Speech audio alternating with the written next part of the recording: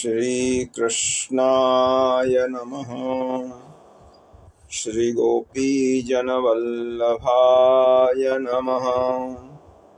श्रीमदाचार्यो चरणकमलेभ्यो नमः। श्रीगुसाईजी परमदयालवे नमः। श्री गुरुदेवेभ्यो नमः।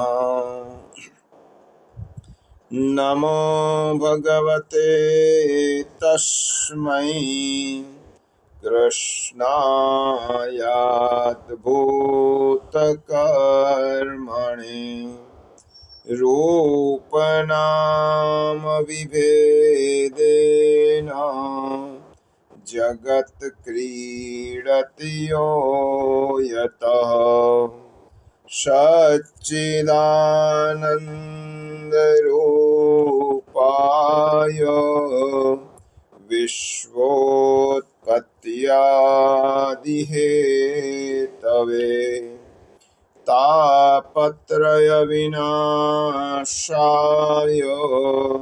श्रीकृष्णाय वयं नुमः। सर्वात्मना प्रपन्नानां गोपीनां पोषयन् मनः तं वन्दे विठ्ठलाधीशं गौरश्याम प्रियान्वितम् श्रीमदाचार्यचरणं शरणं सर्वदेहिनां समस्तदोषदहनं मस्तके राजतां मम। जन्माद्यस्य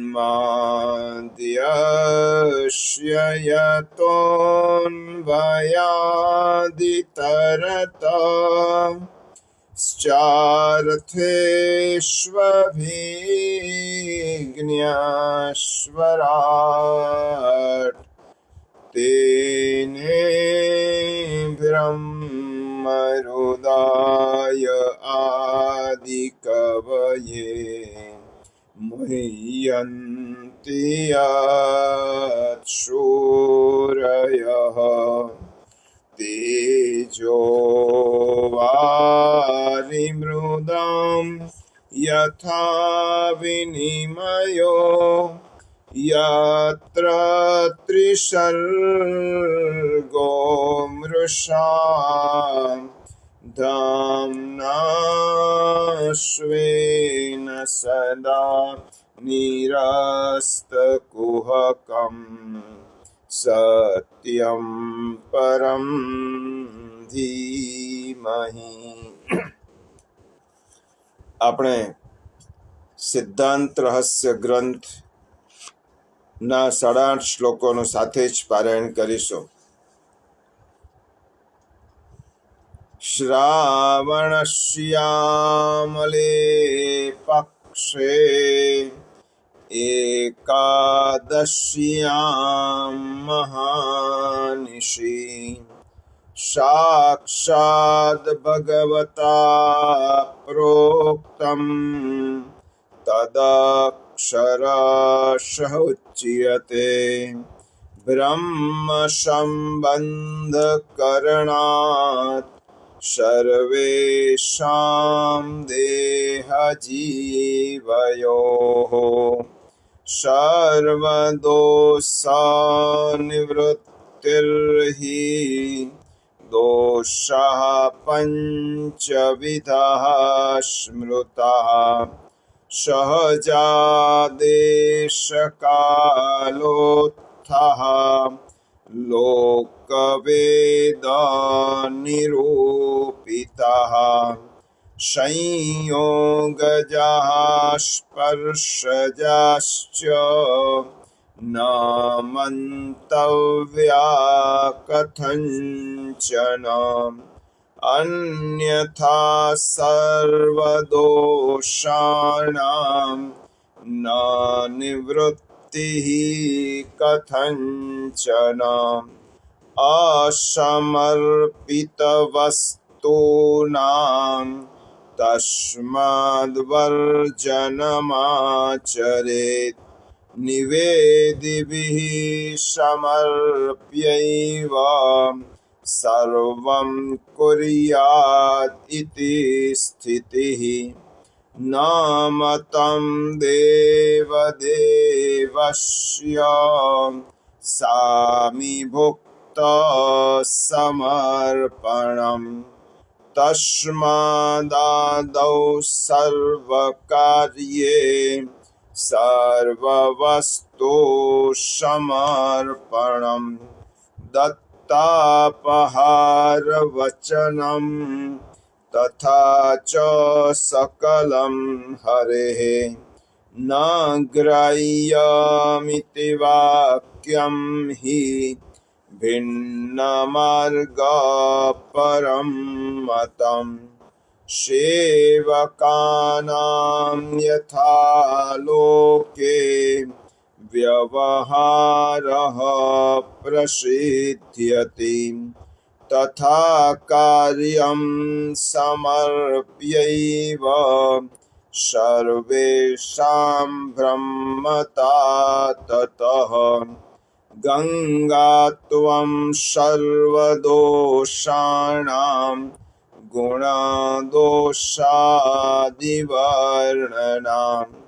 गङ्गात्वेन निरूप्या स्यात् तद्वद् अत्रापि चैव हि इति श्रीवल्लभाचार्य विरचितं सिद्धान्तरहस्य सम्पूर्णम्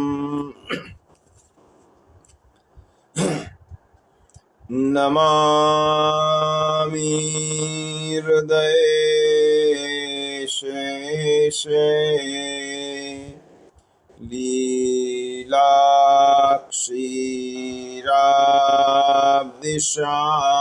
लीलाक्षीराब्धिशायिनं लक्ष्मी सहस्रलीलाभिः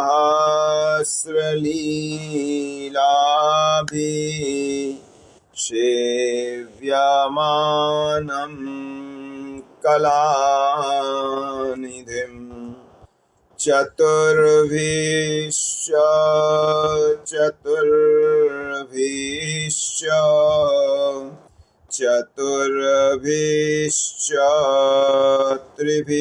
त्रिभिस्तथा षड्भिर्विराजते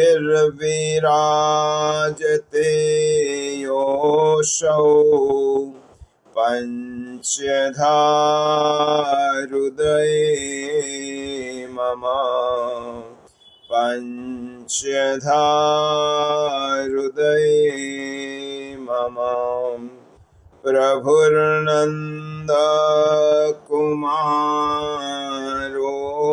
मे स्वामिनी वृषभानुजा कृतार्थोऽहं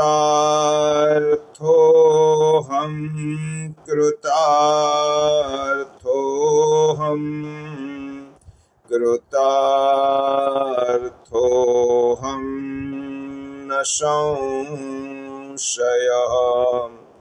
तस्य सेवा प्रकुर्वीत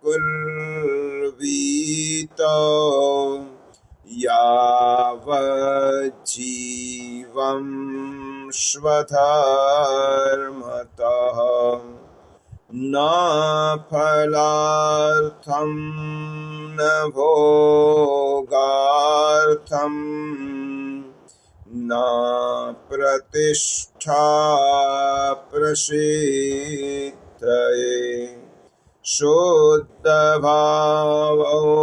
प्रभो स्थाप्यो न चातुर्यप्रयोजकम्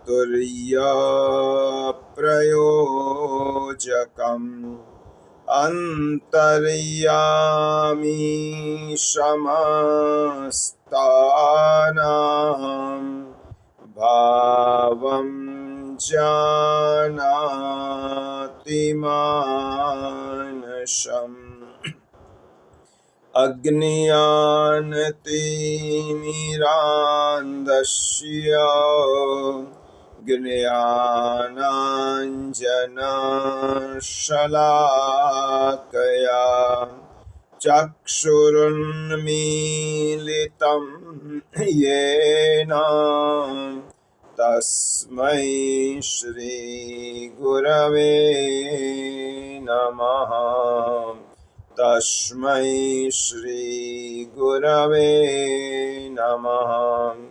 योऽन्तःप्रविश्य मम वाचमिमं प्रसोक्ताम् सञ्जीवयत्यखिलशक्तिधरस्वधाम्नाम् अन्यांश्च हस्तचरणश्रवणत्वगादीन् प्राणान्नमो भगवते पुरुषाय तुभ्यम्। बोलिए श्री गोवर्धन नाथ की जय। श्री विठ्ठलेश्वराय की जय। श्री वल्लभाधीश की जय। श्याम सुंदर श्री यमुने महारानी की जय। श्री गोसाई जी परम दयाल की जय। श्री गोकुलनाथ की जय। श्री हरिराय महाप्रभु की जय। श्री भागवत भगवान की जय। बोलिए श्री गिरिराज धरण की जय। શ્રીમદ ભાગવત પુષ્ટિ સત્સંગ સાથે ફેસબુકના માધ્યમથી જોડાયેલા આપ સૌ પુષ્ટિમાર્ગીય વલ્લભીય વૈષ્ણવજનોને સાનુનય જય શ્રી કૃષ્ણ। આપણે શ્રી ઠાકોરજી, શ્રી મહાપ્રભુજી, શ્રી ગુસાઈજી અને શ્રી યમુનાજીના યુગલ ચરણ કમલોમાં સદૈન્ય કોટી કોટી દંડવત કરી આજના સત્સંગનો પ્રારંભ કરીએ। પ્રિયજનો, આજે વૈશાખ સુદ એકાદશી। આજની એકાદશીનું નામ છે મોહિની એકાદશી। આ એકાદશીની પ્રાચીન કથા આપણને પુરાણોમાંથી પ્રાપ્ત થાય છે। શ્રી કૃષ્ણ યુધિષ્ઠિરના સંવાદમાં આનું મહત્વ દર્શાવ્યું છે। ભગવાન શ્રી કૃષ્ણે કહ્યું, હે ધર્મરાજ, યુધિષ્ઠિરને કહેતા કૃષ્ણ ભગવાન કહે છે કે હે રાજન, વશિષ્ઠ ઋષિએ એક વખત મર્યાદા પુરુષોત્તમ પ્રભુ શ્રી રામચંદ્રજીને આ 11 રસનું મહત્વ સમજાવ્યું હતું। એક વખત મર્યાદા પુરુષોત્તમ પ્રભુ રામચંદ્રજી પોતાના આધ્યાત્મિક ગુરુ વશિષ્ઠ ઋષિને હાથ જોડીને પૂછે છે, હે ગુરુદેવ, સીતાના વિયોગથી હું ખૂબ વ્યથિત છું। એવું કોઈ વ્રત બતાવો કે જે વ્રત પુણ્યકારક હોય અને જાણતા અજાણતા થયેલા પાપોને નિર્મૂલ કરવા માટે સમર્થ હોય। વશિષ્ઠ ઋષિએ પ્રભુ રામચંદ્રજીને કહ્યું, હે રામ, તમારા સ્વરૂપને હું જાણું છું। આમ તો આપનું જ નામ અને આપના જ નામનું સ્મરણ મનુષ્યોના તમામ પ્રકારના દુઃખોને દૂર કરવા માટે પૂરતું છે। એકૈકમ અક્ષરમ પુંસા મહાપાતકનાશનમ। વિશ્વામિત્ર ઋષિએ રામ રક્ષા સ્તોત્રમાં કહ્યું કે પ્રભુના રામનું સ્મરણ એ જીવોના દુઃખ દૂર કરવા માટે સમર્થ છે, પરંતુ સાધારણ જીવોના લાભ માટે તમે જ્યારે મને પૂછો છો ત્યારે કહું છો કે વૈશાખ માસના શુક્લ પક્ષમાં આવતી જે મોહિની એકાદશીનું મહત્વ છે એ હું તમને સમજાવું છું. પવિત્ર સરસ્વતી નદીના કિનારે ભદ્રાવતી નામની નગરીમાં દ્યુતિમાન નામે એક રાજા રાજ્ય કરતો હતો.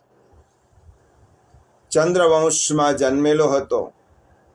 અત્યંત ધર્મશીલ, દયાળુ અને સત્યવાદી અને ન્યાયી હતો.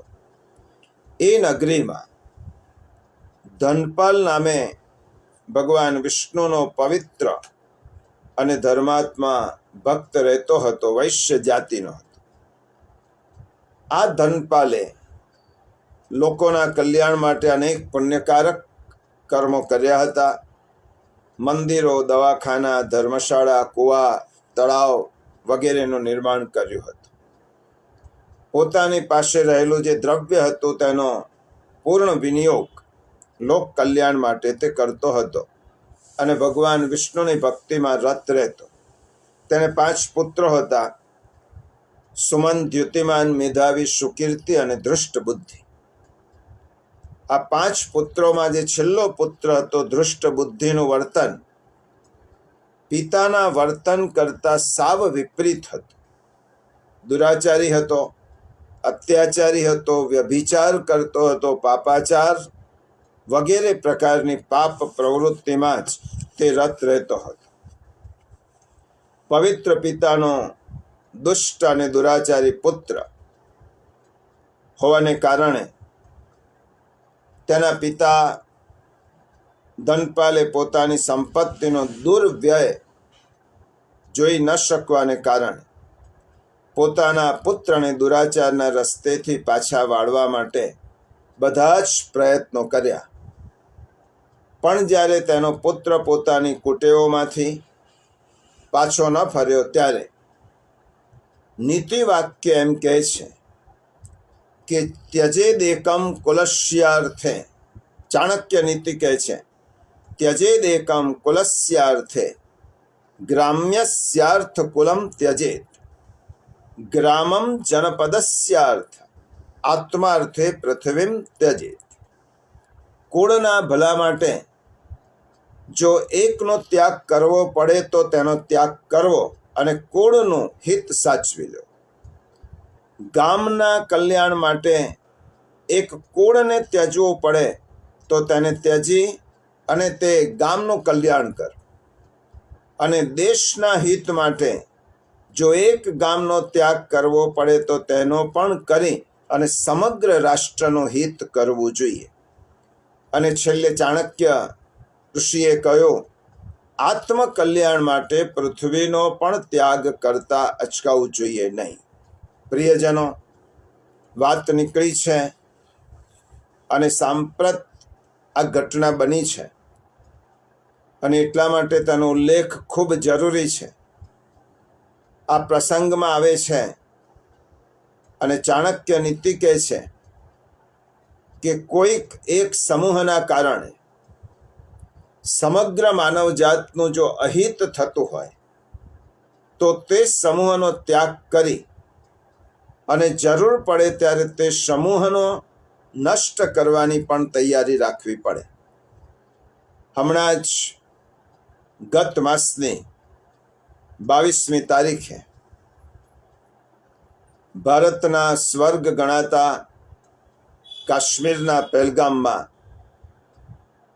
સહેલગાહે નીકળેલા આપણા જ નિર્દોષ નાગરિકોની આતંકવાદીઓ દ્વારા નિર્મમ હત્યા કરવામાં આવી. પોતાના ધર્મનું પાલન કરવું એ જાણે ગુનો હોય તેમ ધર્મ પૂછીને આ નરાધમોએ નિર્દોષ નાગરિકોને રેંસી નાખ્યા. આ તેમનું નિંદનીય કૃત્ય છે. તેની જેટલી નિંદા થાય એટલી ઓછી છે.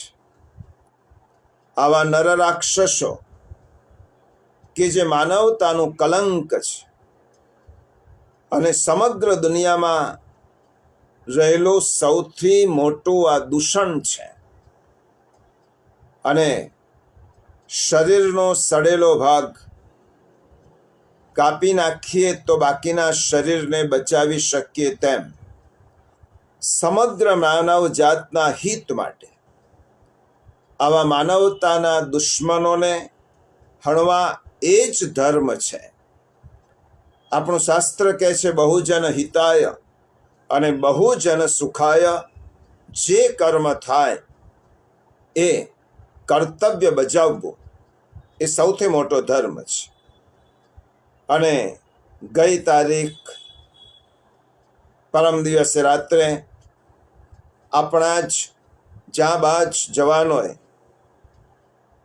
પરમ દિવસની રાત્રિએ દુનિયાને ત્રાહિમામ પોકારતા આવા આતંકી અડ્ડાઓને જમીનદોસ્ત કરીને જે શૌર્ય દાખવ્યું છે અને સમગ્ર રાષ્ટ્રની અસ્મિતાને ઉજાગર કરી છે, તેમને આજના સત્સંગમાં 100 સલામ કરીએ છીએ. આ સૈનિકોને અને આપણા વીર જવાનોને અને આપણી વીરાંગનાઓને પ્રેરણા આપનાર આપણા કુશળ શાસક અને મુત્સદ્દી નેતૃત્વને પણ લાખ લાખ અભિનંદન પાઠવીએ છીએ. આપણો દેશ વિશ્વને શાંતિ અને કરુણાને સંદેશ આપતો દેશ છે, પરંતુ ભલમનસાઈનો જ્યારે કોઈ દુરુપયોગ કરે અને કોઈ આપણી ખાનદાનીને, આપણી ભલમનસાઈ, આપણી માનવતાને જો આપણી નબળાઈ સમજે તો અને આપણી માણસાઈને કાયરતા ગણે, ત્યારે શાંતિ સ્થાપવા માટે પણ યુદ્ધની જરૂર છે. સમાજમાં શાંતિ સ્થાપવી હોય ત્યારે પણ અનિષ્ટ તત્વોને આ સમાજમાંથી દૂર કરવા જોઈએ, તો જ શાંતિ સ્થપાય. અને તેથી રાજધર્મનું પાલન કરનાર આપણી શાસન વ્યવસ્થાને પણ ખૂબ ખૂબ સાધુવાદ પાઠવીએ છીએ. આ આપણા ભારતની અસ્મિતા છે, આ આપણા દેશની અને રાષ્ટ્રનું ગૌરવ છે. કારણ કે આપણા પ્રાચીન શાસ્ત્રોએ કે વેદે ક્યારે પણ કાયર વ્યક્તિને પૂજન કર્યું નથી, આદરણીય માની નથી. વીર ભોગ્યા વસુંધરા, આ વસુંધરા તે જ ભોગવી શકે જે વીર છે, અને શુરવીર લોકોના હાથમાં જ જો પ્રજાતંત્ર આવે ત્યારે આપણે સુરક્ષિત બની શકીએ છીએ. અને આપણા સૈન્યએ તેની પ્રતીતિ કરાવી છે કે અમે રાત દિવસ તમારી રક્ષા માટે નિયુક્ત કરેલા છે. ત્યારે આપણા દેશના નિર્દોષ નાગરિક પર જ્યારે હત્યા થશે ત્યારે આ દેશનો સિપાહી, આ દેશનો સૈનિક અને આપણી ત્રણેય મિલિટરી શાંત રહેવાની નથી. સમગ્ર દુનિયાને આપણા રાષ્ટ્રે અપ્રતિમ શૌર્ય બતાવી અને દુનિયામાં ભારત દેશનો ડંકો વગાડી દીધો છે. એ ગૌરવવંતી ઘટનાને આપણે ભૂલવી ન જોઈએ. અને આ ગૌરવ અપાવનાર સૈનિકો, શાસકોને ફરીથી ખૂબ ખૂબ સાધુવાદ આપી અને આજના સત્સંગના આવતા વિષયને આગળ વધારતા કહીએ કે આ ધનપાલે જ્યારે પોતાના પુત્રનો ત્યાગ કર્યો, કુલસ્યાર્થે જન્મ ત્યજેત, કુળ અને પરિવારના કલ્યાણ માટે પુત્રનો ત્યાગ કર્યો. પરિવારમાંથી તેને જ્ઞાતિમાંથી નિષ્કાસિત કરવામાં આવ્યો અને મોટી ચોરીના ગુના હેઠળ તેનો રાજ્ય નિકાલ પણ કરવામાં આવ્યો. રાજ્યથી નિષ્કાસિત થયેલો ધૃષ્ટ બુદ્ધિ જંગલી જીવન જીવવા લાગ્યો. એક વખત જંગલમાં ફરતો ફરતો તે કૌંડિન્ય મુનિના આશ્રમમાં, પવિત્ર આશ્રમમાં આવી પહોંચ્યો. પ્રિયજનો, હું ઘણી વખત સત્સંગમાં કહું છું કે ભગવાનને આપણા ઉપર કૃપા કરવાની ઈચ્છા થાય ત્યારે કોઈ મહાપુરુષનો સંગ આપણને કરી આપે છે, કોઈ સંતનો સંગ કરી આપે છે. અને જ્યારે આપણા જીવનમાં કોઈ સંતનો સંગ થાય, મહાપુરુષની સંગતિ મળે, સત્સંગ થાય, તો સમજવાનું કે પ્રભુએ આપણા ઉપર કૃપા કરી છે. અને આ દૃષ્ટ બુદ્ધિને કૌંડિન્ય મુનિનો સંગ થયો.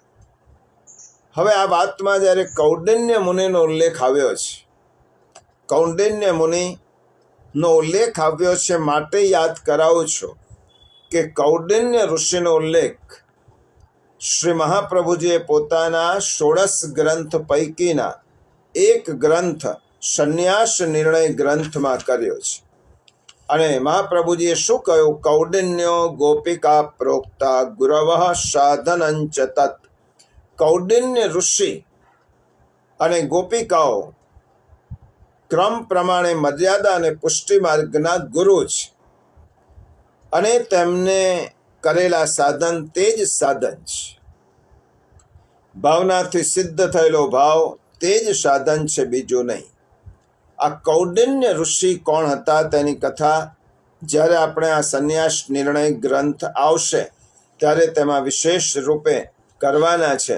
એટલા માટે માત્ર આ કૌંડિન્ય ઋષિનો ઉલ્લેખ કરી દો કે તેમને ભગવદ પ્રાપ્તિ માટે જે વિકલતા અને ભગવત પ્રાપ્તિ માટે તેમને જે રીતે જિજ્ઞાસા કે તત્પરતા દર્શાવી હતી તેનો ઉલ્લેખ ગોકુલનાથજીએ કર્યો છે કે કૌંડિન્ય ઋષિ મર્યાદા માર્ગીય ભક્ત હોવા છતાં આચાર્ય ચરણે ગોપિકાઓ સાથે તેમની સરખામણી કેમ કરી છે?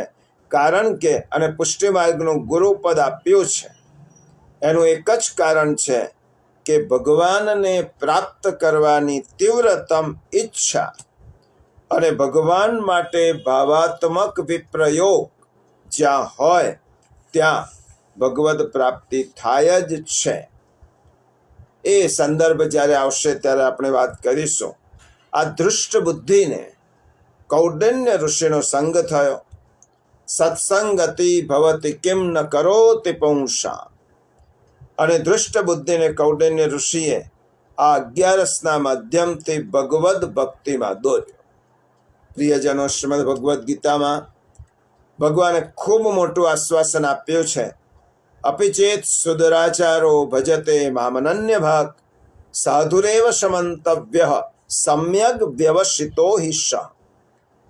આ ભગવદ વચન પ્રમાણે દુરાચારમાંથી કોઈ વ્યક્તિ દુરાચારી હોય અને તેને મનમાં પશ્ચાતાપ થાય તો ભગવાને કહ્યું છે કે અપિચેત સુદુરાચારો, તું ભક્તિથી મારું સ્મરણ કરીશ તો તારો ઉદ્ધાર કરવા માટે હું તત્પર છું.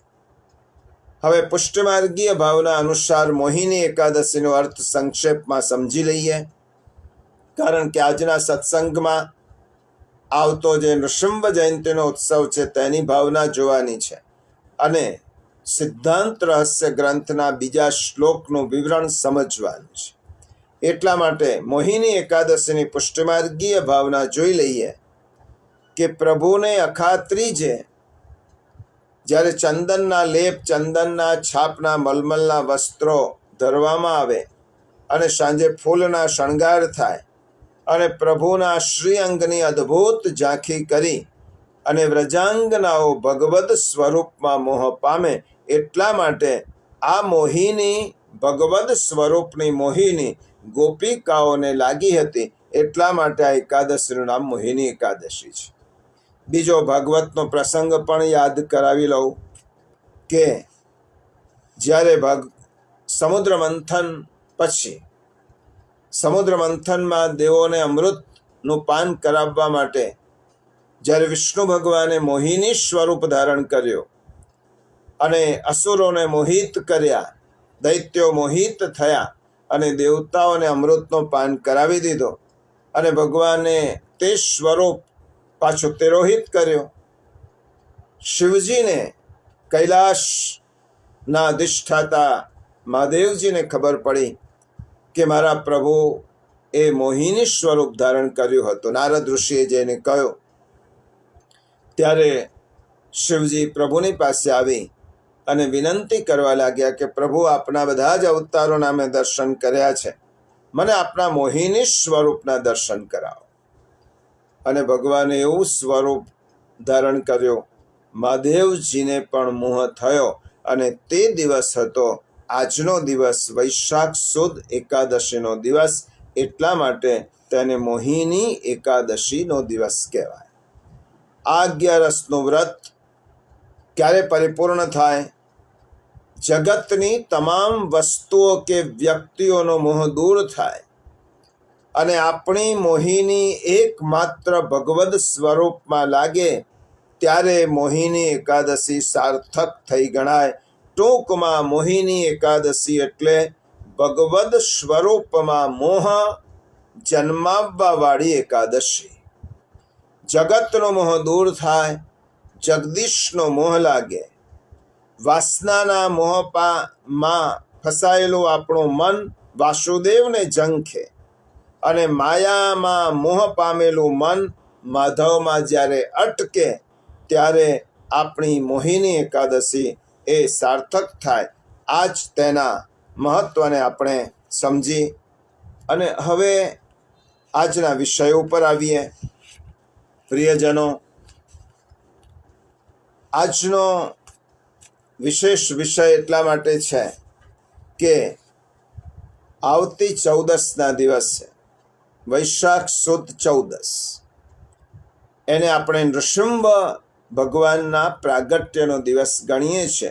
એટલા માટે નૃસિંહ જયંતિ આવતા રવિવારે આ ઉત્સવ આવી રહ્યો છે.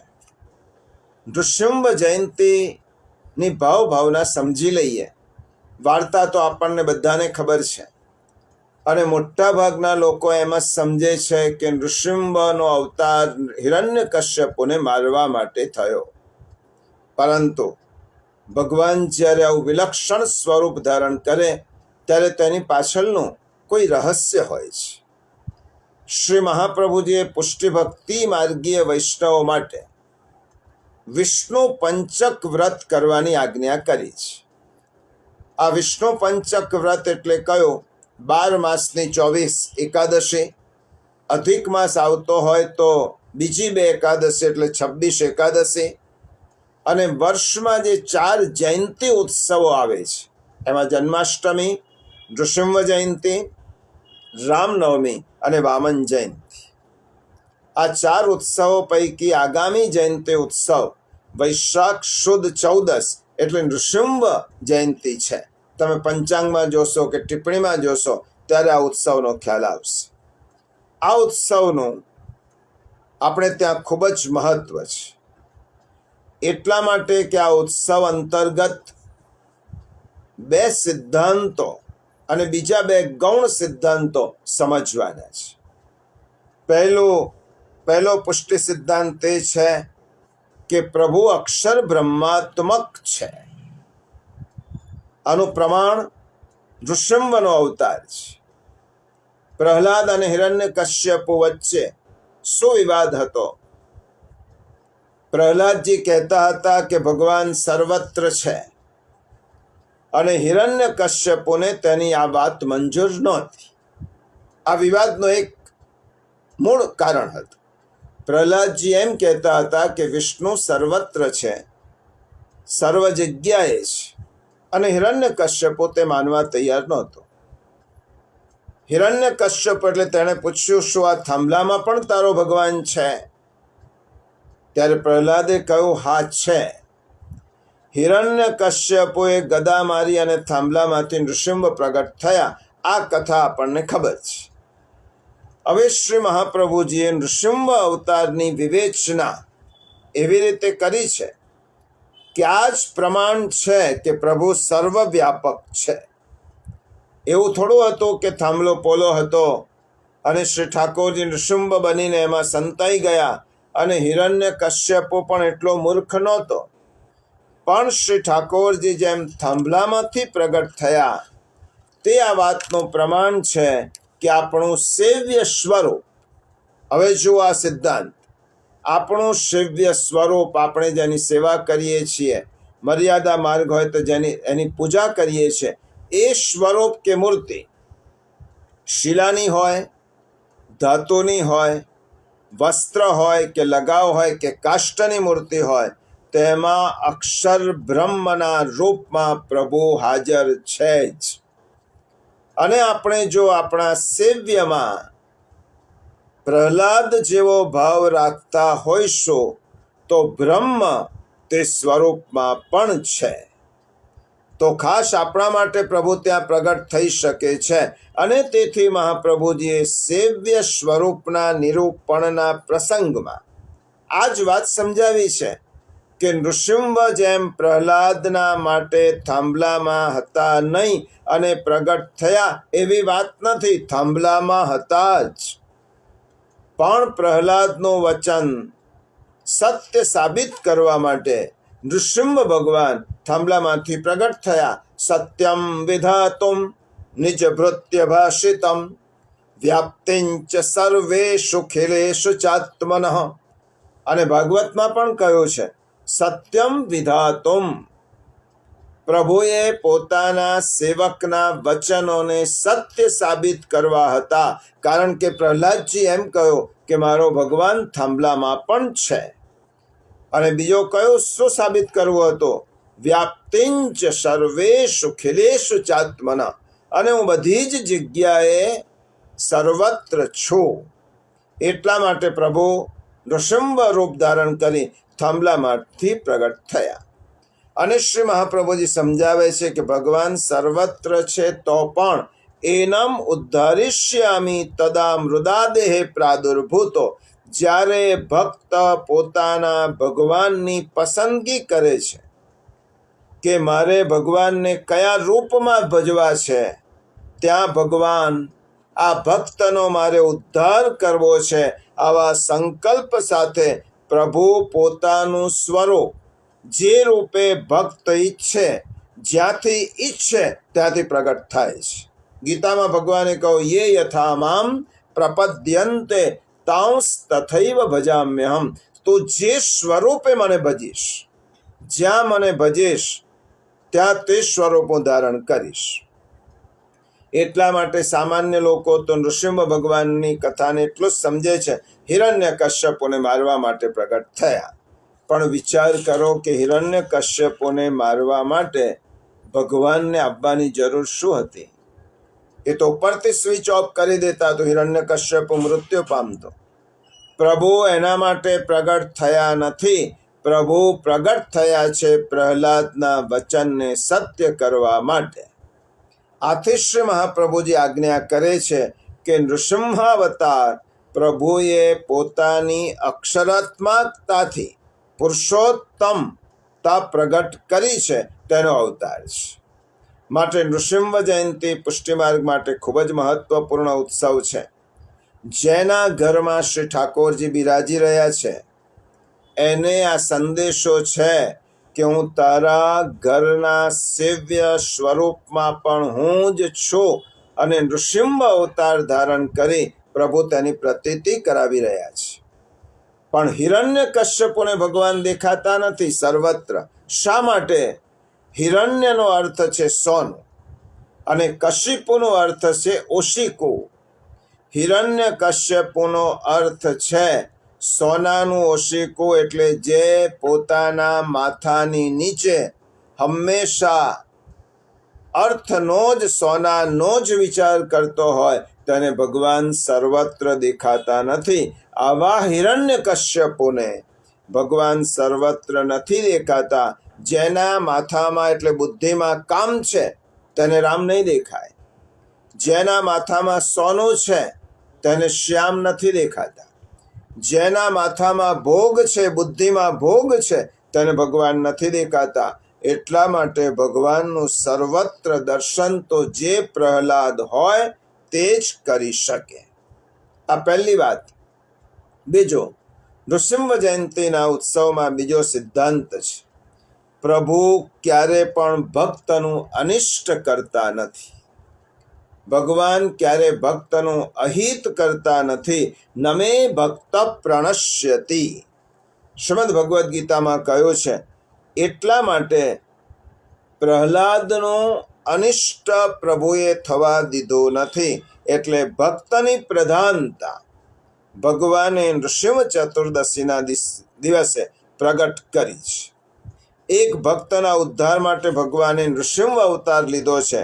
જુઓ, નૃસિંહ અવતારમાં બાલભાવ નથી, છતાં પણ આપણે નૃસિંહ ચતુર્દશી મનાવીએ છીએ. યહ વ્રત માધો પ્રથમ લિયો, જો મેરે ભક્ત કો દુઃખ દે તાકો ફારો નખન હિયો. આ નૃસિંહમાં બાલભાવ નથી, છતાં પણ અવતાર રૂપે શ્રી મહાપ્રભુજી આજ્ઞા કરી છે. નૃસિંહનું એક સ્વરૂપ શાલિગ્રામનું છે. 36 પ્રકારના શાલિગ્રામ છે. તેમાં એક શાલિગ્રામ નૃસિંહ શાલિગ્રામ પણ કહેવાય છે. એટલે નૃસિંહ જયંતિના દિવસે નૃસિંહ શાલિગ્રામને પંચામૃત પૂજન થાય છે. શ્રીનાથજીની પીઠિકામાં નૃસિંહ બિરાજે છે. તેમની ભાવના પણ એવી છે કે શ્રીનાથજી પુરુષોત્તમ છે, તે નૃસિંહજી અક્ષર બ્રહ્મ છે. ઠાકોરજી જ્યાં બિરાજે એમનું એ ધામ અક્ષર બ્રહ્મ બની જાય, અને અક્ષર બ્રહ્મ પણ આપણા ઠાકોરજી પોતે જ બન્યા છે. જો આપણો ભાવ છે કે મારે પ્રભુને ભજવા છે, તો અક્ષર બ્રહ્મ પુરુષોત્તમ પ્રગટ થઈ શકે છે. જો ભાવ નથી તો અક્ષર બ્રહ્મ તો છે જ, પરંતુ તેમાંથી પુરુષોત્તમ પ્રગટ થતા નથી. એટલા માટે નૃસિંહ ચતુર્દશી આપણને આ રહસ્ય સમજાવનાર ઉત્સવ છે. અને પુષ્ટિ માર્ગમાં નૃસિંહ ચતુર્દશીનું અસાધારણ મહત્વ છે. ભગવાન ભક્તાધીન છે, ભગવાન સર્વવ્યાપક છે, ભગવાન ક્યારે ભક્તનું અહિત કરતા નથી. અને પ્રહલાદજીએ, અને છેલ્લી વાત કહીને અને આ વિષયને વિરામ આપું, કારણ કે આગલા વિષય પર આપણે વિવરણ કરવું છે. પ્રહલાદજીએ જ્યારે નૃસિંહ ભગવાનની સ્તુતિ કરી, 46 શ્લોકોમાં ભાગવતમાં છે, અને સ્તુતિ પૂર્ણ કર્યા પછી નૃસિંહ ભગવાન પ્રહલાદજીને માગવા માટે, વરદાન આપવા માટે પ્રેરે છે. હે પુત્ર, હે ભક્ત, તું મારી પાસે વરદાન માંગ. અને પ્રહલાદજી નૃસિંહ ભગવાનની પાસે વરદાન માગે છે, મારા મનમાં કંઈ માગવાની ભાવના જ ન થાય એવું વરદાન આપો.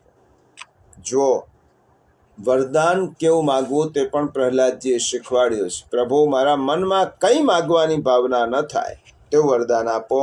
ત્યારે નૃસિંહ ભગવાને પ્રહલાદને કેવું વરદાન આપ્યું તે જોવા જેવું છે.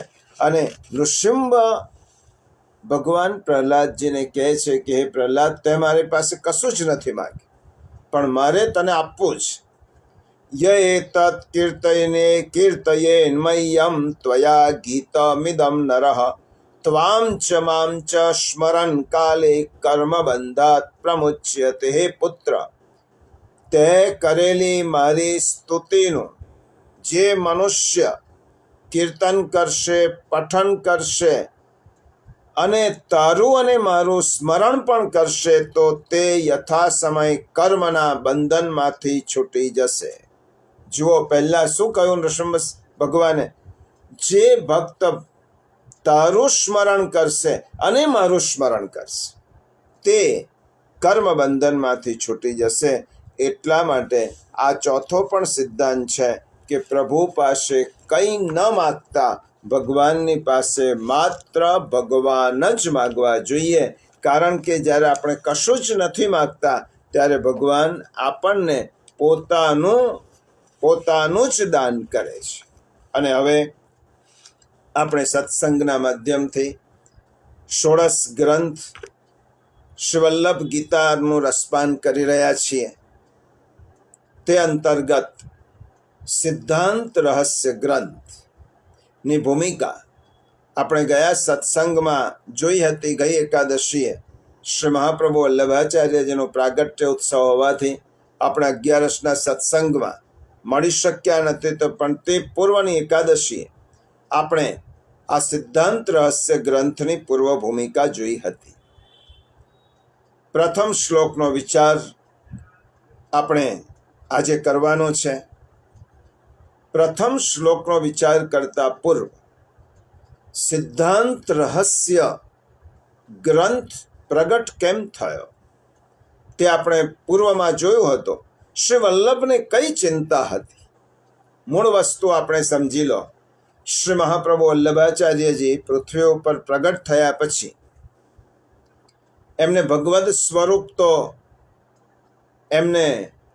એમનામાં જ છે, અને એમને પૃથ્વી ઉપર પ્રગટ થયા પછી લોકોને જોયા અને તેમને બે વિરુદ્ધ પાત્રો જોવાયા. પ્રભુ તો નિર્દોષ છે અને જેની પાસે મને ભગવાન લઈ જવાના છે તે લોકો તો સદોષ છે, દોષોથી ઘેરાયેલા છે, કામનાઓથી ગ્રસ્ત છે, જીવા સ્વભાવતા દુષ્ટ, સ્વભાવથી દુષ્ટ છે, અને નિર્દોષ પ્રભુ છે. હવે નિર્દોષ પ્રભુ પાસે આ દોષયુક્ત જીવોને મારે કેવી રીતે લઈ જવાય? લઈ જ ન જવાય. તો આ જીવોને પહેલા શુદ્ધ કેમ કરવા, તેમને નિર્દોષ કેમ કરવા, તેમનું શુદ્ધિકરણ કેવી રીતે કરવું, આ ચિંતા મહાપ્રભુજીને હતી. અને એકાદશ્યામ એટલે એકાદશ ઇન્દ્રિયો, સિદ્ધાંત રહસ્યનું પ્રાગટ્ય એકાદશી એ થયું છે. એકાદશ ઇન્દ્રિયોનું જો મન સહિત એકાદશ ઇન્દ્રિયોનું શુદ્ધિકરણ કરવામાં આવે તો તે ઇન્દ્રિયોના દેવતા સાક્ષાત ભગવાન ગોવિંદ ત્યાં સાક્ષાત પ્રગટ થઈને પધારે. હવે ભગવાન તો પધાર્યા છે. ભગવાને શું આજ્ઞા કરી? બ્રહ્મ સંબંધ કરણાત. હવે પહેલો શ્લોક, બીજો શ્લોક આ સિદ્ધાંત રહસ્યનો બ્રહ્મ સંબંધ કરણાત ની આજ્ઞા કરી. પહેલા આપણે સિદ્ધાંત રહસ્યનો આ શ્લોકનો પાઠ કરીએ. એક જ શ્લોક, બીજો શ્લોક. બ્રહ્મ સંબંધ કરણાત સર્વેષાં દેહ જીવયો સર્વ દોષ નિવૃત્તિર્હિ દોષઃ પંચવિધા સ્મૃતઃ. આનો અર્થ શું થયો આપણને બધાને ખબર છે. પ્રિયજનો, આજના સત્સંગમાં આપણે ચિલાચારો પારંપરિક વાત નથી કરવાની. આજના સત્સંગમાં આપણી આવતી પેઢી બ્રહ્મ સંબંધને સમજે, બ્રહ્મ સંબંધનું રહસ્ય શું છે તે જાણે, એટલા માટે કેટલીક તાત્વિક વાતો આજના સંદર્ભમાં કરવાની છે. બહુ મહત્વનો સિદ્ધાંત છે બ્રહ્મ સંબંધ. પહેલા એનો શ્લોક છે કે બ્રહ્મ સંબંધ કરણાત એટલે બ્રહ્મ એટલે કૃષ્ણનો સંબંધ કરવાથી સર્વેશામ સર્વના દેહ જીવયો સ્થૂળ શરીર અને અવિદ્યાવાળા ચેતનનો એટલે જીવનો સર્વ દોષ નિવૃત્તિ, સગડા દોષની નિવૃત્તિ નિશ્ચયપૂર્વક થાય છે. અને દોષો 5 પ્રકારના છે. ભગવાને શું કહ્યું? વલ્લભને આજ્ઞા કરી છે બ્રહ્મ સંબંધ કરવાથી સર્વના દેહના તથા જીવના સઘળા દોષોની નિવૃત્તિ થાય છે, અર્થાત દોષો દૂર થાય છે. સિદ્ધાંત રહસ્ય ગ્રંથમાં પ્રથમ શ્લોક આચાર્ય ચરણ વિરચિત છે. શ્રાવણસ્યા મલે પક્ષે એકાદશ્યામ મહાનિશે સાક્ષાત ભગવતા પ્રોક્ત તદ અક્ષરશ ઉચ્યતે.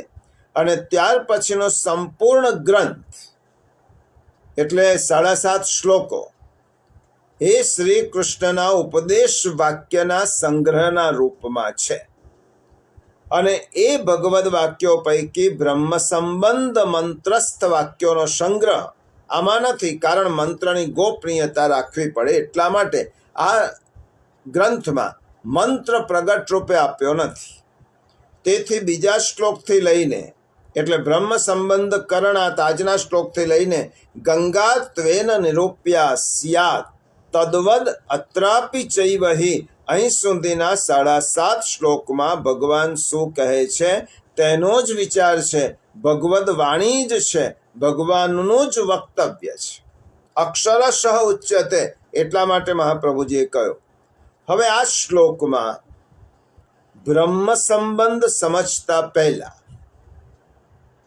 ફરીથી સમજી લઈએ કે શ્રી મહાપ્રભુજીની ચિંતાનો મુખ્ય વિષય જીવોની કૃષ્ણ સેવામાં પ્રવેશ થઈ સેવા થવી અને ત્યાર પછી પ્રતિદિન સેવાનો નિર્વાહ થવો એ બાબત હતો.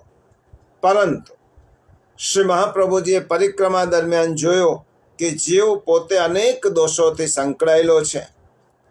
તેની સાથેના દેહ, ઇન્દ્રિય, પ્રાણ, અંતઃકરણ વગેરે સર્વ એ પણ લૌકિક દોષોથી ભરપૂર છે. અને તેની સાથે કૃષ્ણાશ્રય ગ્રંથમાં જણાવ્યું તેમ દેશ, કાલ વગેરે પણ સર્વ દોષોથી પરિપૂર્ણ છે અને એમાં જ જીવે રહેવાનું છે. આવી સ્થિતિમાં સદોષ જીવ વડે કરાયેલી સેવા સર્વથા નિર્દોષ શ્રી કૃષ્ણ સ્વીકારે જ નહીં. અને આ બાબતની પણ એક ચિંતા હતી. અને તેની સાથે સાથે જીવન યાત્રામાં જીવી રહેલા જીવો માટે જેનાથી જીવન યાત્રા સંપન્ન થાય છે તે પદાર્થો પણ દૂષિત છે. અને તેવા પદાર્થોથી દેહનું પોષણ રક્ષણ કરવાનું એને જરૂર બને છે. તો તેની જીવન યાત્રા, સેવા યાત્રા કેવી રીતે બને, આ ચિંતા શ્રી મહાપ્રભુજીને હતી. હવે શ્રી મહાપ્રભુજીને આ બંને ચિંતાઓનો ઉકેલ સવિસ્તર અને સદ્રષ્ટાંત ભગવદ વાક્યોમાં આપવામાં આવ્યો છે. આ બે પૈકી પ્રથમ ચિંતાનો ઉકેલ 3.5 પર્યંત શ્લોકોમાં આપવામાં આવ્યો છે. અને એટલા માટે ભગવાને સ્વયં ઠાકોરજીએ વલ્લભને કહ્યું, હું આપને આ સગદ્ય પંચાક્ષર મંત્ર આપું છું. સગદ્ય પંચાક્ષર મંત્ર. આ મંત્ર વડે આપ જે પણ કંઈ દૈવી જીવો ને મારી સાથે સંબંધ કરાવશો તો તેના સેવામાં બાધક થતા દોષો નિવૃત્ત થશે. એટલે કે એના તે દોષો સાક્ષાત શ્રી કૃષ્ણની સેવામાં બાધક થશે નહીં, તેને નડશે નહીં. અને આ બ્રહ્મ સંબંધ કર્યા પછી જીવ સર્વથા સેવામાં જ પોતાને અભિવિનિષ્ટ રાખશે તો તે દોષો તેને જીવનમાં પણ પાપ પુણ્ય રૂપે અને તેના ફલ ભોગ રૂપે લાગશે પણ નહીં અને નડશે પણ નહીં. પ્રિયજનો, બહુ જ ભણેલા લોકો છો તમે, અને શ્રી વલ્લભની આજ્ઞા છે. આપણી બહુ મોટી ગેરસમજ છે કે બ્રહ્મ સંબંધ કર્યા એટલે બધા જ દોષો દૂર થઈ ગયા. આપણી એક ભ્રામક માન્યતા છે. બ્રહ્મ સંબંધમાં શ્રી મહાપ્રભુજીએ શું કહ્યું છે તે બરાબર સમજો. એક વખત હું બ્રહ્મ સંબંધની વિધિ કરું અને મારા બધા જ દોષો નીકળી જાય અને હું નિર્દોષ થઈ જાઉં. આપણી જે ભ્રામક માન્યતા છે તે ખોટી છે. કારણ કે અહીંયા શું કહ્યું છે, જીવ બ્રહ્મ સંબંધ કર્યા પછી જેટલો સમય સેવાથી વિમુખ થશે એટલો સમય પાછા બધા જ દોષો આવશે. તો આ સર્વ દોષો તેના નિવૃત્ત ક્યારે થશે? જ્યારે બ્રહ્મ સંબંધ કર્યા પછી જીવ જેટલો સમય પોતાની જાતને સેવામાં રાખશે તેટલો સમય તેના તે દોષો તેને બાધક રૂપ થશે નહીં.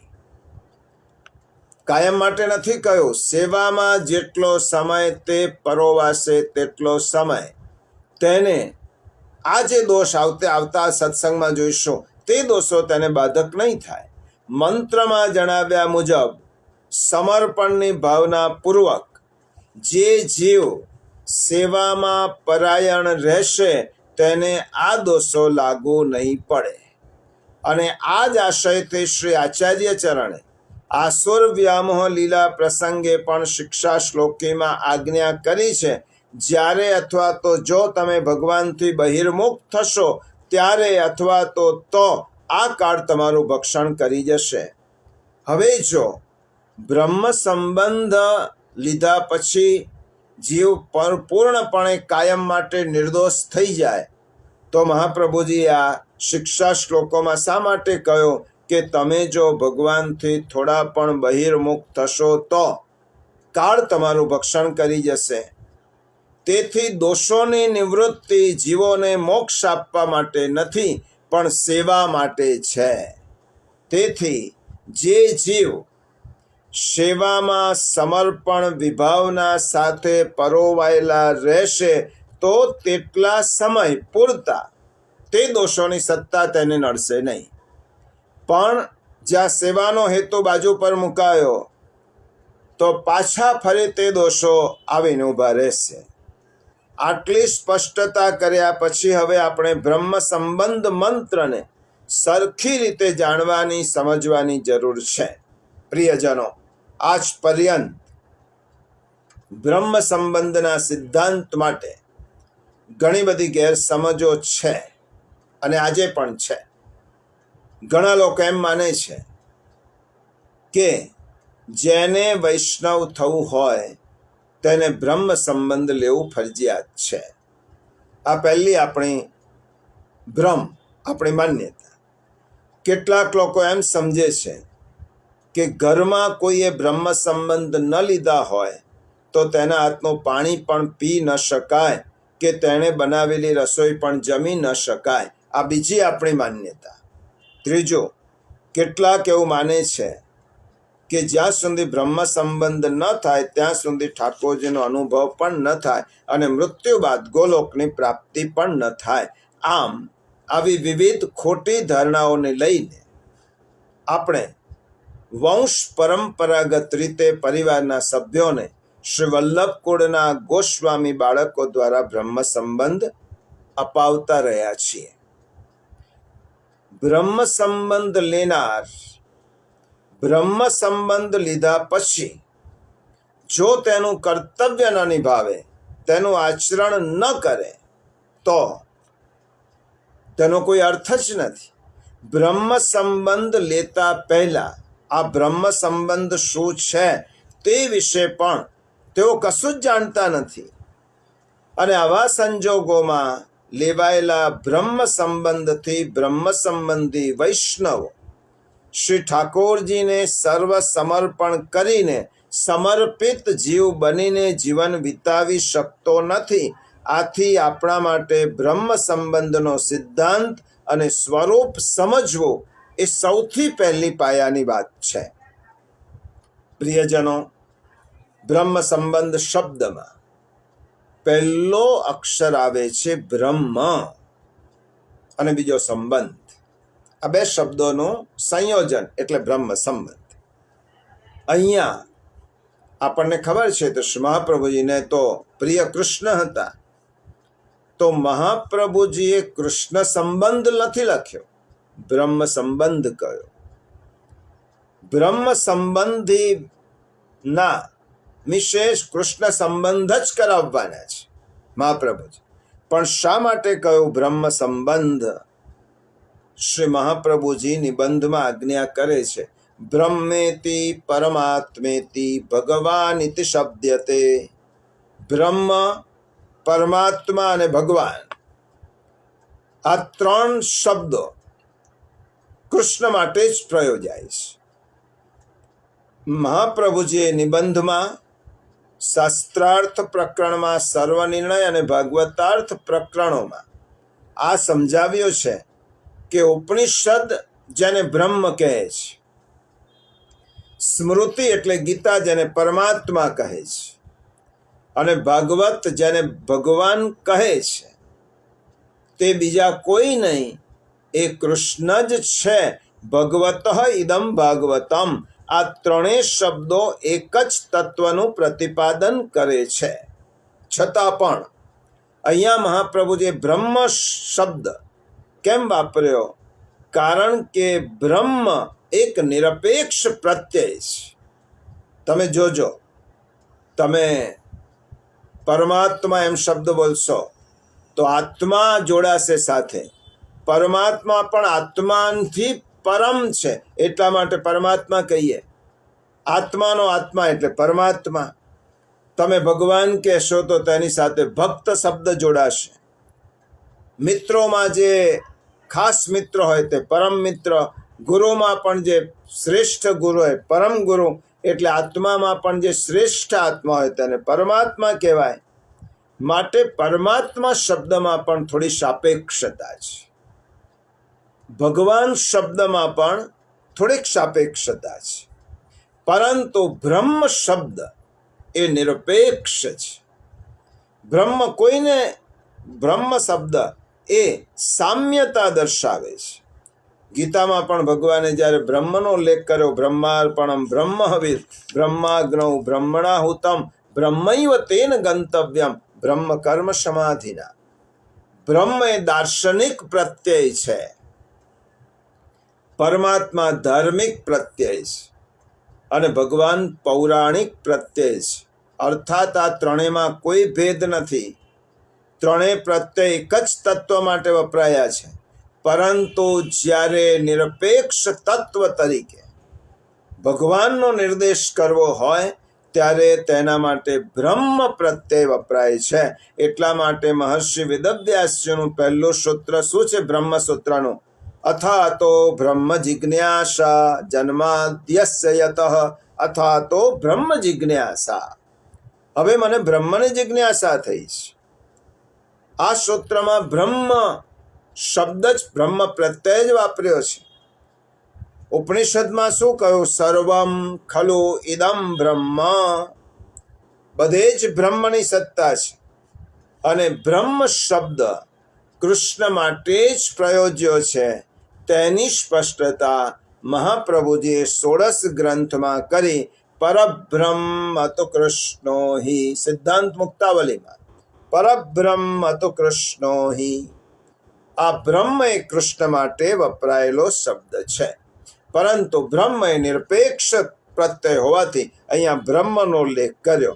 બ્રહ્મ શબ્દમાં બ્રહ્મનો અર્થ છે પૂર્ણ પુરુષોત્તમ પરમાત્મા શ્રી કૃષ્ણ. અને આગળ આપણે જોઈ ગયા છે કે પુષ્ટિજીવો ભગવાનના બ્રહ્મના શ્રીઅંગમાંથી ઉત્પન્ન થયા અને શ્રીઅંગમાંથી આ પુષ્ટિજીવોની ઉત્પત્તિ થઈ. ભગવાનની સેવા માટે સર્જાયેલી સૃષ્ટિ એટલે પુષ્ટિ સૃષ્ટિ. આવા પુષ્ટિજીવો અક્ષર બ્રહ્મમાંથી ભગવાનમાંથી જ્યારે છૂટા પડ્યા ત્યારે તેમનામાં જે આનંદરૂપી અંશ હતો તે નીકળી ગયો. પરિણામે જીવો અવિદ્યાના આવરણમાં આવી ગયા, જેને શ્રી મહાપ્રભુજી સ્વરૂપ વિસ્મૃતિ કહે છે. અને આ સ્વરૂપનું જ વિસ્મરણ થયું.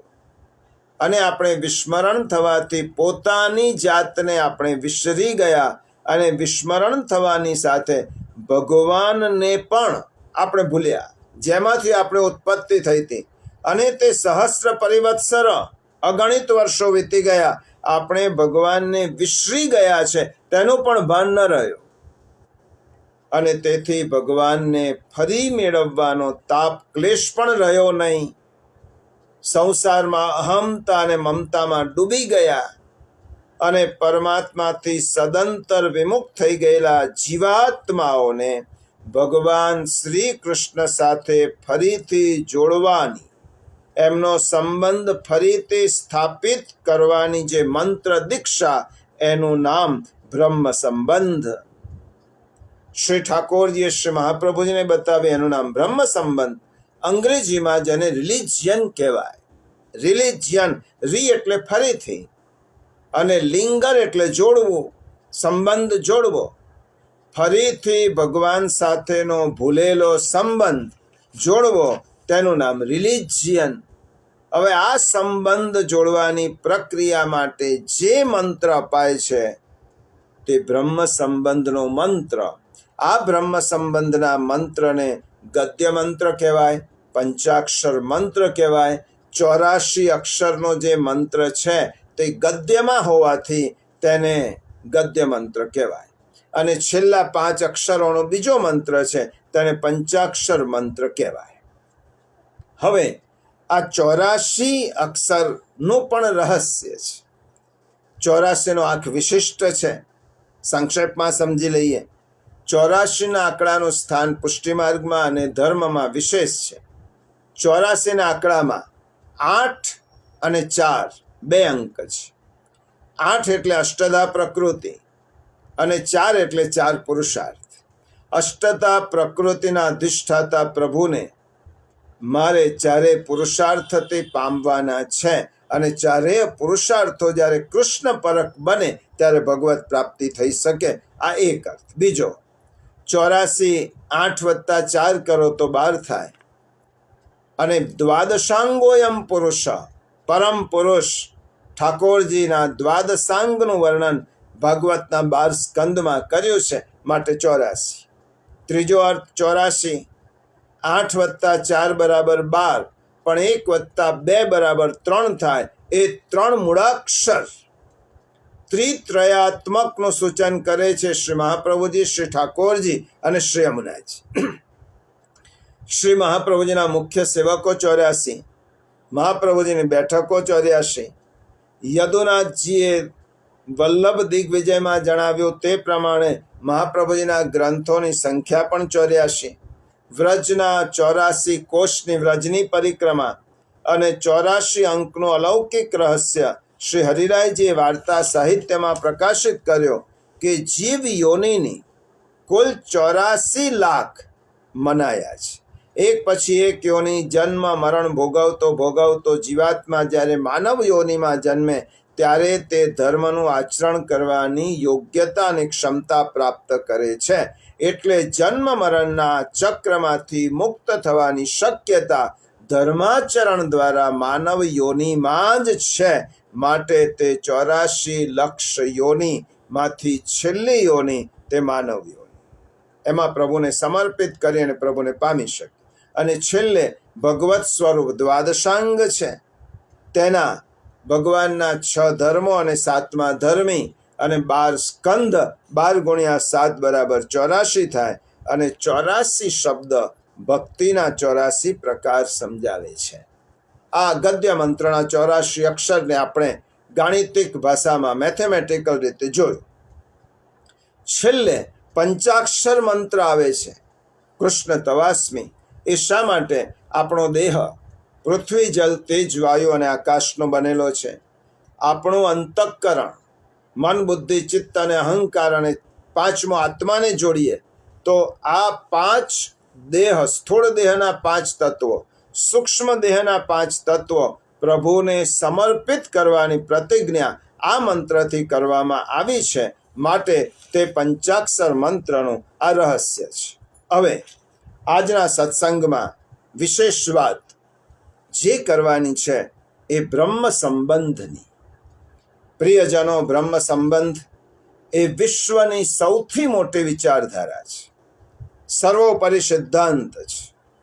આનાથી ઊંચો તત્વજ્ઞાનનો બીજો કૂદકો હોઈ શકે જ નહીં. પણ આપણો બ્રહ્મ સંબંધ એ બ્રહ્મ સંબંધ બની ગયો છે. બ્રહ્મ એટલે પરમાત્મા, બ્રહ્મ એટલે પ્રભુ, બ્રહ્મ એટલે ઈશ્વર, બ્રહ્મ એટલે એબ્સોલ્યુટ રિયાલિટી, બ્રહ્મ એટલે શ્રી કૃષ્ણ. તેની સાથેનો આપણો સંબંધ જોડવો, તેનાથી મોટું ચિંતન બીજું કયું હોઈ શકે? અને આ બ્રહ્મ સંબંધ એ જીવાત્મા સાથે પરમાત્માનું આધ્યાત્મિક લગ્ન છે. આધ્યાત્મિક લગ્ન છે. બ્રહ્મ સંબંધ એ માત્ર વિધિ નથી. બ્રહ્મ સંબંધ એ વિચાર છે. બ્રહ્મ સંબંધ એ તત્વજ્ઞાન છે. અને બ્રહ્મ સંબંધ એ જીવન જીવવાની એક પદ્ધતિ છે. જીવાત્માનું પરમાત્મા સાથેનું સાચું લગ્ન. લગ્ન એટલે શું? બંધાવો, જોડાવો, સંબંધ નક્કી કરવો. આ સંબંધ એક જ વાર થાય અને છેલ્લી વાર જ બંધાય. લગ્નમાં શું હોય છે? લગ્નમાં બેન્ડ વાજા હોય, રિસેપ્શન હોય, લગ્નમાં બધું જ હોય, પરંતુ આ બધું બ્રાહ્મણ પણ હોય, વૈદિક વિધિ પણ હોય. આ બધું જ હોવા છતાં એક તત્વ બહુ મહત્વનું છે. પરણનાર જે દીકરી છે, પરણનાર સ્ત્રી, તેના મનમાં એવી ભાવના છે, આજથી હું મારા પતિની. આ ભાવના હશે તો લગ્ન સાર્થક થશે, નહીં તો આ બધું જ નકામું છે. લગ્ન જેવી રીતે વિધિ છે, તેવી રીતે બ્રહ્મ સંબંધ આપવો એક વિધિ છે.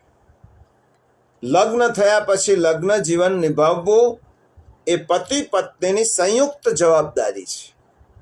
લગ્નની વિધિ કર્યા પછી છૂટા જ થવાનું હોય તો એ વિધિનો અર્થ નથી. તો જેવી રીતે લગ્નની વિધિ થાય છે અગ્નિ અને બ્રાહ્મણની સાક્ષીએ, તેવી રીતે બ્રહ્મ સંબંધની વિધિ થાય છે. મહાપ્રભુજી અગ્નિરૂપ છે અને તુલસીજી બ્રાહ્મણ રૂપ છે. અને ગદ્ય મંત્રની દીક્ષા આપણે લીધેલી પ્રતિજ્ઞા છે. જેવી રીતે લગ્નમાં 7 સપ્તપદી આવે, એવી રીતે ગદ્ય મંત્ર એ આપણે લીધેલી પ્રતિજ્ઞા છે. અને લગ્ન પછી જેવી રીતે પત્નીની ફરજ બને છે કે પતિને સમર્પિત થવું, તેની સેવા કરવી, તેને વફાદાર રહેવું, તેમ પતિની ફરજ બને છે કે તેને સંભાળવી, તેને સાચવવી, તેનું રક્ષણ કરવું. હવે બ્રહ્મ સંબંધમાં જીવાત્મા એ પત્ની છે અને પરમાત્મા એ પતિ છે. તો બ્રહ્મ સંબંધ પછી જેનો બ્રહ્મ સંબંધ થયો હોય તે જીવે 2 ફરજો અનિવાર્ય રીતે બજાવવાની હોય છે.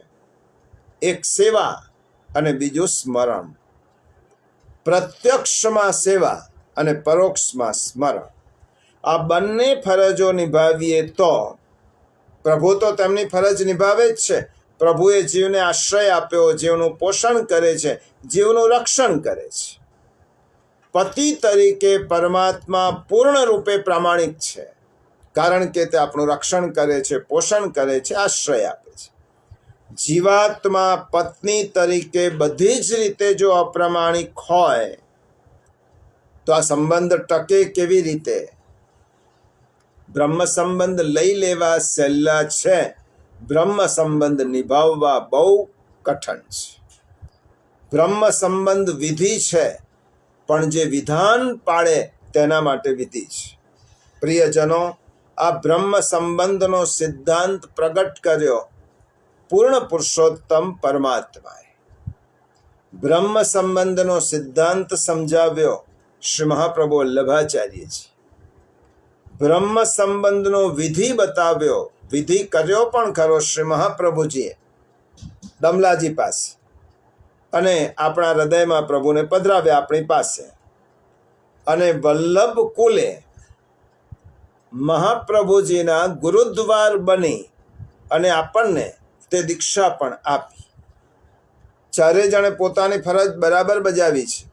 પહેલા વિચારો, ભગવાન બ્રહ્મ સંબંધ મંત્ર પ્રગટ કર્યો, શ્રી વલ્લભે બ્રહ્મ સંબંધ સમજાવ્યો, વલ્લભ કુલે મહાપ્રભુજીના પ્રતિનિધિ રૂપે આપણને બ્રહ્મ સંબંધ મંત્રનું દાન કર્યો. ત્રણેય પોતાની ફરજ યથાતથ બજાવી છે. હવે જીવાત્મા તેની ફરજ ચૂકી ગયો કે જે ગદ્ય મંત્રમાં તેને જે કમિટમેન્ટ કર્યું હતું, પ્રતિજ્ઞા કરી તે ચૂકી ગયો. અને આ પલંગના 4 પાયા હોય, 4 પાયા સ્થિર હોય તો પલંગ ટકે. આ 3 પાયા તો સ્થિર છે, પણ આપણો એક પાયો સ્થિર નથી.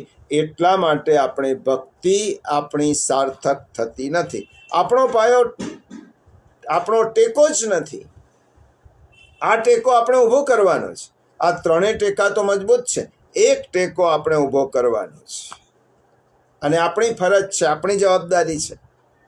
ભગવાને બ્રહ્મ સંબંધનો મંત્ર પ્રગટ કર્યો, વલ્લભે બ્રહ્મ સંબંધ સમજાવ્યો, વલ્લભ કુલે બ્રહ્મ સંબંધની દીક્ષા આપી. હવે જે ફરજ છે તે આપણી છે.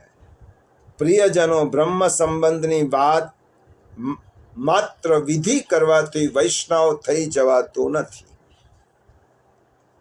ઉલટું વિધિ કર્યા પછી તેનું વિધાન ન પાડીએ તો આપણે વધારે અપરાધી બનીએ.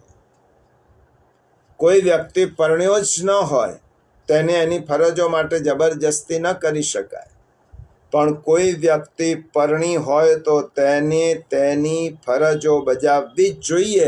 ન બજાવે તો તે અપરાધી ગણાય. આપણે બ્રહ્મ સંબંધનો વિધિ પૂરો કર્યો પણ વિધાન રૂપે સેવા સ્મરણ કર્યા નહીં તો આપણા જેવા બીજા કોણ અપરાધી હોઈ શકે? પ્રિયજનો, 84 અક્ષરનો ગદ્ય મંત્ર એ ગદ્ય મંત્ર તરીકે એમાં બધું જ આવી જાય છે. આ ગદ્ય મંત્ર દ્વારા જીવાત્મા શ્રી ઠાકોરજી સમક્ષ મૌખિક પ્રતિજ્ઞા અને નિવેદન કરતો હોવાથી તેને નિવેદન મંત્ર પણ કહેવાય. આ મંત્ર જાણે જીવાત્મા અને પરમાત્મા વચ્ચેનો મધુર સંવાદ છે. એ મંત્ર આપણે જાહેરમાં બોલતા નથી, એટલા માટે એનો અર્થ જ એ થયો. આ તમે સમજશો એટલે ખ્યાલ આવશે એનો રહસ્ય. જીવાત્મા અને પરમાત્મા વચ્ચેનો મધુર સંવાદ છે. શરૂઆતમાં જીવાત્મા કહે છે, પોતાની ઓળખ આપતા પોતાના દોષ બતાવે છે. હે કૃષ્ણ, તમારાથી વિખૂટા પડે મને અગણિત વર્ષો થઈ ગયા છે. પરિણામે હું આપને સદંતર વિસરી ચૂક્યો છું. તમને ફરી મેળવવાનો મારો તાપ ક્લેશાત્મક આનંદ મારામાં રહ્યો નથી. આવો હું જીવ છું. પહેલા પોતાનો પરિચય આપ્યો. પરમાત્મા તેમનો પરિચય 2 શબ્દોમાં આપે છે. હું ભગવાન કૃષ્ણ છું. ભગ એટલે સર્વ ઐશ્વર્યોથી યુક્ત, સર્વ ઐશ્વર્યો વાળો છું. અને કૃષ્ણ એટલે સર્વોપરી સત્તા, શક્તિમાન અને પૂર્ણાનંદ. હું સર્વ ઐશ્વર્ય, સર્વોપરી શક્તિ અને પૂર્ણાનંદ ધરાવનાર છું. મારાથી મહાન બીજો કોઈ નથી. જીવાત્મા કહે છે, પ્રભુ, હું તમારી શરણે છું. હું તમારો સ્વીકાર કરું છું. મારું શરીર, ઇન્દ્રિયો, 5 પ્રાણ, અંતઃકરણ તમને સમર્પિત કરું છું. તે ઉપરાંત મારી પત્ની, સંતાનો, કુટુંબીજનો, ધન, સંપત્તિ, આ લોકનું અને મારું સમગ્ર જીવન અને પરલોકનું જીવન પણ આપણે સમર્પિત કરું છું. પ્રભુ, હું આપનો દાસ છું. પ્રભુ, હું તમારો છું. કૃષ્ણ તવાસ્મી, તમે જ મારું શરણ છો.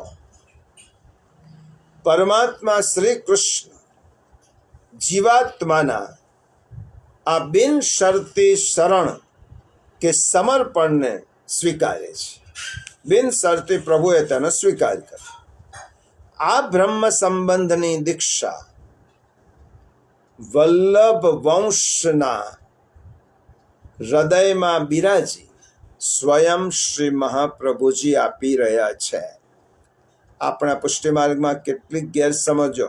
સ્વયં મહાપ્રભુજી આ દીક્ષા આપે છે. વલ્લભ વંશના હૃદયમાં પધારીને સ્વવંશે સ્થાપિતા શેષ. એટલા માટે બ્રહ્મ સંબંધ આપનાર વલ્લભ વંશજો એમ જ કહે છે, અમે ગુરુ નથી, અમે ગુરુદ્વાર છીએ.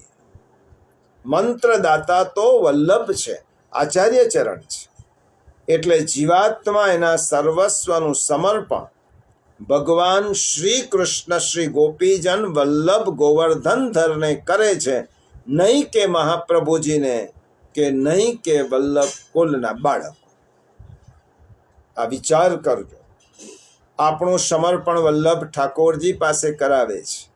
આપણું સમર્પણ શ્રી કૃષ્ણ ગોપીજન વલ્લભ ગોવર્ધનધરને છે. બ્રહ્મ સંબંધની આ વાચિક દીક્ષા છે. કારણ કે આપણે વાણીથી બોલ્યા, કૃષ્ણ હું તમારો છું.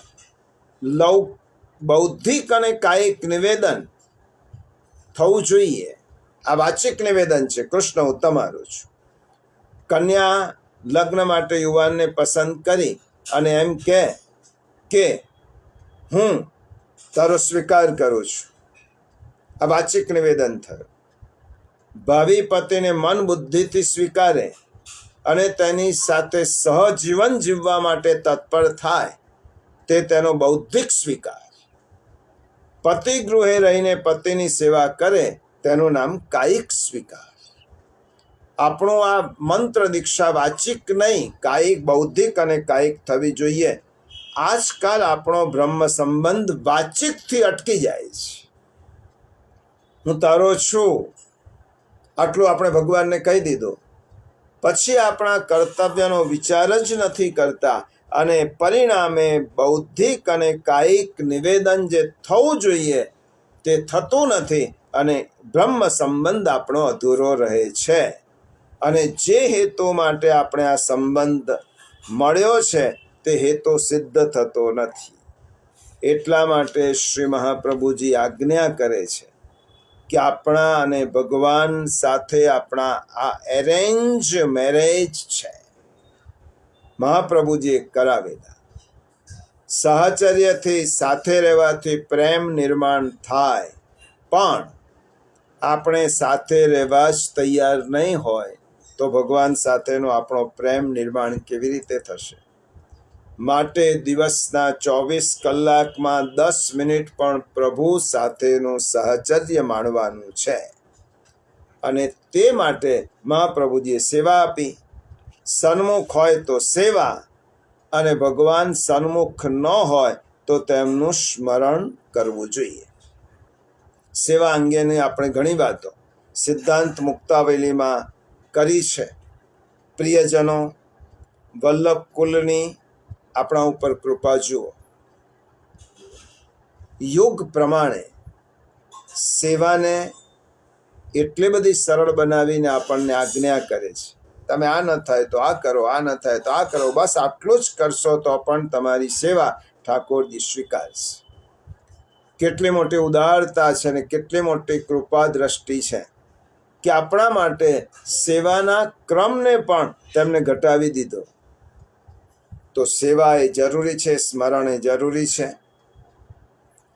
કેટલાકના મનમાં હોય છે કે બ્રહ્મ સંબંધ નાની ઉંમરમાં પરંપરાથી લઈ લીધેલા હોય અને ખબર ન હોય, મોટા થયા પછી ખબર પડી કે બ્રહ્મ સંબંધ લીધા છે, પછી સમજાયો તો બ્રહ્મ સંબંધ ફરી લેવા પડે. એકવાર સંબંધ જોડાયો, આપણે તેનું પાલન ન કર્યું તો પ્રાચીન કાળમાં આપણે બાળ લગ્ન થતા, છોકરી મોટી થયા પછી તે પતિ ઘેર મોકલવામાં આવતી. એમ સમજી લેવાનું કે આપણા બાળ લગ્ન થયા હતા, સમજણા થયા, સંબંધ નિભાવવાની શરૂઆત કરવાની, સેવા સ્મરણ ચાલુ કરવાની. સમજ્યા ત્યારથી આપણે પ્રભુની સેવા કરવાની. ફરીથી બ્રહ્મ સંબંધ લેવાની જરૂર નથી. પ્રભુ તો સ્વામી છે જ, સેવક મારે થવાનું છે, સેવક ધર્મ નિભાવવાનો છે. આ બ્રહ્મ સંબંધનો અતિ સામાન્ય છતાં ગૂઢ સિદ્ધાંત એ છે કે જે અસમર્પિત ત્યાગની વાત ફરીથી આવવાની છે આગળના શ્લોકમાં ત્યારે કરીશ. શ્રી મહાપ્રભુજી આપણને સમજાવે છે કે સેવા કરવાની આપણી બુદ્ધિ થતી નથી. તેના કારણો છે. પહેલું કારણ છે કે શ્રી ઠાકોરજીને આપણે આપણા માન્યા નથી, અથવા શ્રી ઠાકોરજીને આપણે પરિવારના સભ્ય ગણ્યા નથી, માટે સેવા કરવાની વૃત્તિ થતી નથી. પોતાપણાની ભાવના હોય તો તેનું ધ્યાન રાખ્યા વગર કેવી રીતે રહેવાય? સેવા સ્નેહથી થાય. સ્વકીય ભાવ હોય તો જ સ્નેહ નિર્માણ થાય. એટલા માટે પ્રિયજનો, બ્રહ્મ સંબંધ એ વિધિ નથી, બ્રહ્મ સંબંધ એ કર્મકાંડ નથી, બ્રહ્મ સંબંધ એ રૂઢિ નથી, બ્રહ્મ સંબંધ એ સમજણ છે. તત્વ જ્ઞાનનો સૌથી ઊંચો કૂદકો છે. ભગવાનની સાથે જોડાઈને આપણી ફરજો બજાવવા માટેનું દિશા સૂચન કરનાર દીવા દાંડી એટલે બ્રહ્મ સંબંધ. આ બ્રહ્મની સાથેનો સંબંધ જોડવો આ મનોવૈજ્ઞાનિક પાસું છે. તમે કોઈની સાથે સંબંધ નહીં જોડાય તો તમે તે વ્યક્તિ સાથે વ્યવહાર કેવી રીતે કરશો? To be is to be related. આપણું અસ્તિત્વ આવ્યું એટલે સંબંધ આવ્યો જ.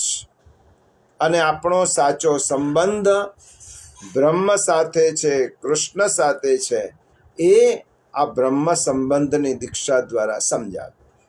પરમાત્મા પોતાની ફરજો બજાવે છે, જીવાત્મા પોતાની ફરજોથી ચલિત ન થાય એટલા માટે જીવાત્માને તેની ફરજો યાદ કરાવવા માટેનો જો કોઈ મંત્ર હોય તો તે બ્રહ્મ સંબંધ મંત્ર છે.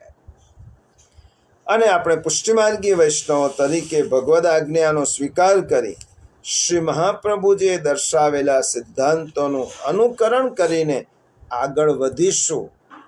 તો પ્રભુ તો કહે છે, શરણસ્થ સમુદ્ધારમ કૃષ્ણમ વિજ્ઞાપયામ્યહમ. અને એટલા માટે આપણે મહાપ્રભુજી સમજાવે છે કે બ્રહ્મ સંબંધ કરવાનો આપણો હેતુ એ ઠાકોરજીને પુનઃ પ્રાપ્ત કરવાનું છે.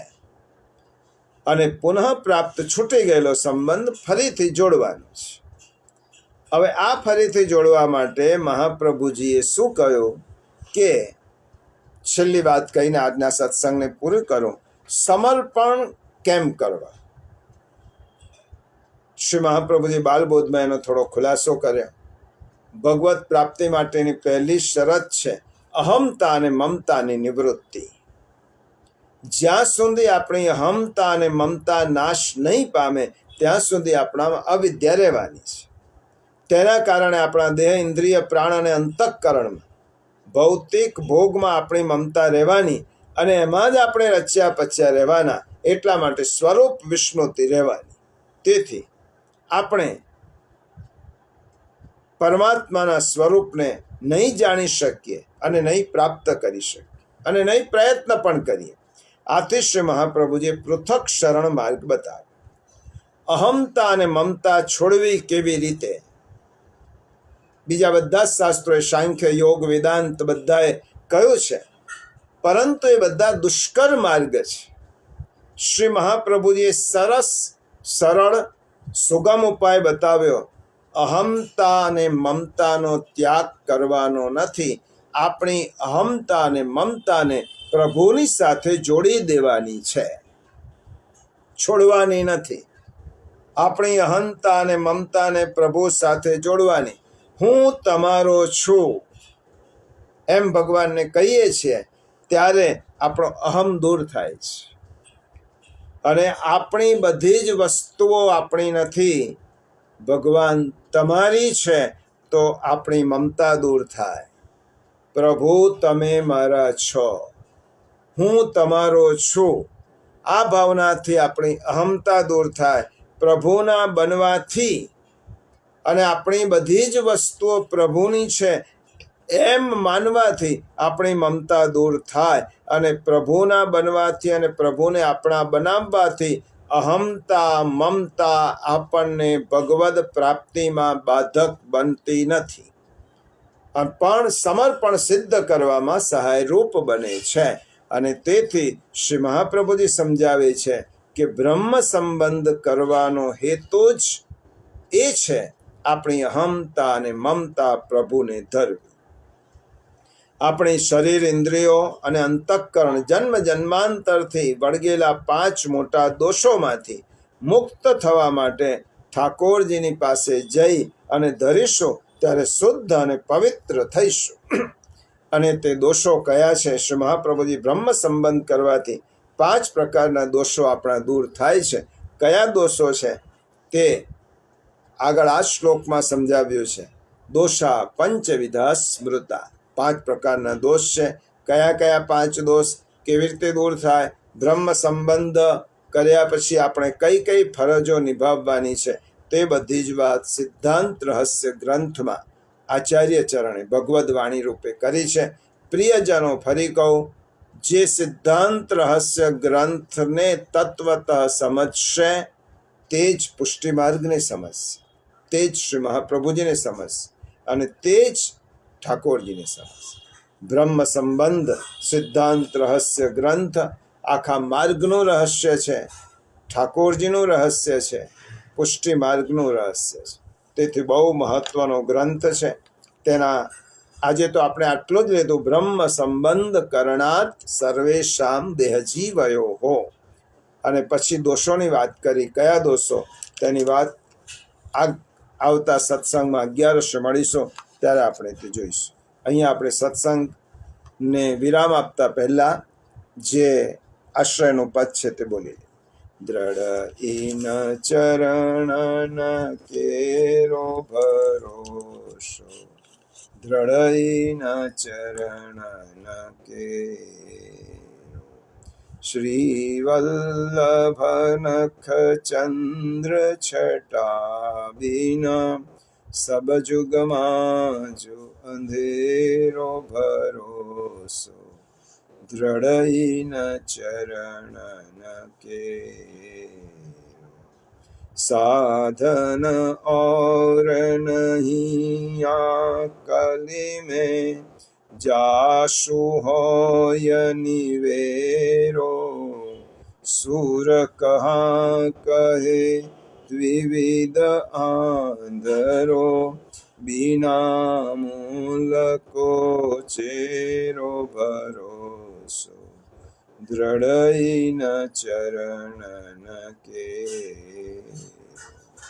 દ્રઢ ઇન ચરણ કેરો ભરોસો, દ્રઢ ઇન ચરણ, દ્રઢ ઇન ચરણ, દ્રઢ ઇન ચરણ કે. શ્રી વલ્લભાધીશ કી જય.